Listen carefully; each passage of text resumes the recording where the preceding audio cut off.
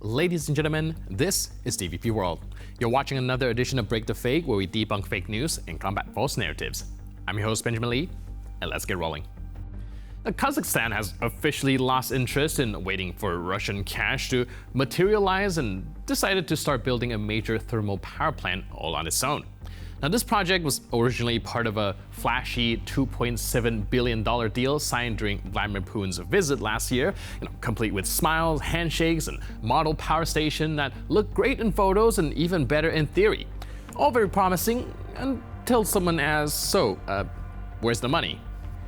Now, under the agreement, Russian banks were supposed to provide long-term loans to support 3 new power plants. But according to Prime Minister Bektanov, the only thing Kazakhstan has received so far is radio silence. No financing terms, no concrete guarantees, just vague promises floating somewhere between Moscow's talking points and the Kremlin's wish list. Изначально рассматривался вариант реализации совместно с российскими партнерами. Пока мы не получили точной информации о предоставлении гарантированного, удешевленного финансирования с российской стороны. Поэтому Кокшетау мы уже начали своими силами строить, не обращаясь ни к кому. Самрукэнерго уже занимается, на площадке работы ведутся. Что касается Семея и Усть-Каменогорска, мы пока также ожидаем ответ от российской стороны. Если ответа в ближайшее время не будет, тоже будем рассматривать варианты самостоятельной реализации этих проектов, потому что они очень важны, мы долго ждать не можем. And so Kazakhstan pulled the plug on a waiting game. The first plan is already under construction, fully self-funded. Now, this is a familiar pattern. Grand announcements from Moscow, followed by the financial equivalent of ghosting. For Kazakhstan, Russian investment turned out to be less of a partnership and more of a plot device in a political soap opera. Big build-up, no delivery. The first cogeneration plant in Kokshetau is already being built on its own, and the rest will either catch up or go down in history as yet another unrealized project of brotherly love. As soon as President Trump announced his 50 days for peace plan, Moscow heard something else entirely. Now, to them, it was a green light for more violence with a 50-day deadline stamped on it. It's classic Kremlin messaging. Peace window and missiles on schedule. В эти 50 дней что мы можем сделать для того, чтобы склонить Украину заключить мирное соглашение на условиях, которые отвечают целям, принципам и задачам специальной военной операции? Это массированные удары по критической инфраструктуре Украины. Еще раз подчеркиваю, что в первую очередь это объекты электрогенерации.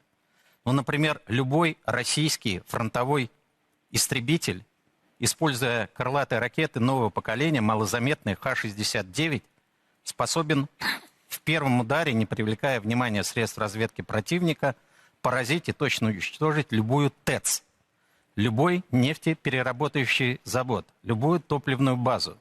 Ослабление потенциала системы устойчивости тыла ВСУ позволит заставить Украину принять российские условия. Надо интенсифицировать максимально российские удары, которые сегодня носят комплексный, масштабный характер, но в целом, подчеркиваю еще раз, для решения задачи СВО, уничтожения украинской электрогенерации, НПЗ, топливных баз в ситуации реальных боевых действий – это легитимные военные цели. Никаких ограничений на их поражение нет и быть не может. So the big question is, what happens on day 51? Is it going to be a TikTok triumph or something bleak like Lavrov declaring Ukraine's grid destroyed and ready for talks? No, Russia isn't hiding its intentions. It's hoping people believe it struck only in self-defense against threats that they invented. Now, that means when you hear calls like, give Russia 50 days, you have to ask, 50 days to do what? Russian media already answered that, to destroy more, not negotiate. While diplomats weigh their options, the Kremlin is lining up yet another missile strike on Ukrainian power infrastructure. And it wasn't just Skabieva jumping on Trump's 50-day comment. Vladimir Soloviev, Russia's favorite TV tantrum, also had something to say, though this time he didn't sound so thrilled. With the look of someone who just found out that Senta isn't real, Soloviev admitted, quote, "Trump was never ours, he's just his own guy." Now, Soloviev admitted with extraordinary sincerity, i.e. with the usual theatrics, that Trump is not a Kremlin asset, not a fanboy of Zhirinovsky, and not secretly texting Putin emojis. Quote, "He's an absolute American," Soloviev sighed, as if just now realizing that President of the United States doesn't come with a Kremlin loyalty card. Но он никогда не был нашим. Он был всегда своим. Мы на что-то рассчитываем, что-то ожидаем, что-то хотим увидеть, конечно. Обозначает ли это, что должно соответствовать нашим представлениям о жизни? Нет, не обозначает. Паника? На рынке паники нет, наоборот, ждали гораздо более жесткого.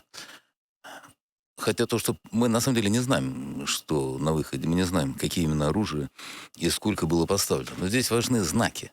Знак первый. Трамп не наш. Трамп не миротворец.